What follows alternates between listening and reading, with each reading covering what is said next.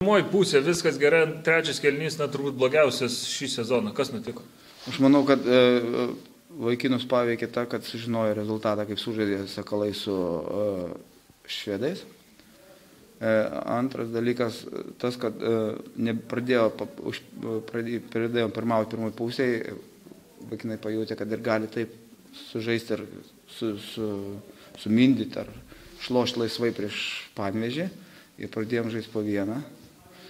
Pasikliovėm tolimais metimais, kurie nedavė jokios naudos ir paseka rezultatas atvirkštinis.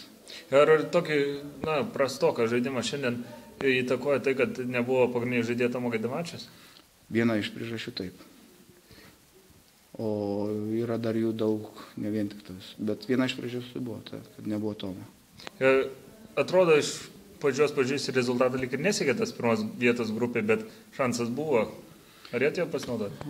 Mes paprasčiausiai atvažiavom kovoti ir kovoti dėl pergalės, o ne užimti grupėje vietą.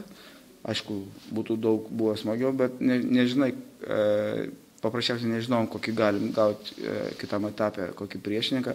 Reikia visus priešininkus gerbti, todėl mes buvom užsitikrinę vietą, mums reikėjo tik tais pergalės, kaip varžybų pergalės. Kalbant apie būsimus varžovus, TTU komandą iš Estijos, ar tai, kad vėlgi laukia kelionė į Estiją ir varžovų aikštės pranašumas jau šį kartą? Nieko, manęs tai dabar visai nejaudina, vien dėl to, kad aš nežinau, kas toj komandai žaidžia, daugiau informacijos neturiu. Antras dalykas, kad man šiandien svarbiau yra tai, kad sugrąžinti komandą į kondicijas, į tokį žaidimą, kokį mes žaidėm prieš naujus metus. Tai man daug svarbesnis dalykas, negu galvoti, kaip čia žaisim su kokia komanda, kuri dar nėra realiai. Nežinau, kaip tai bus.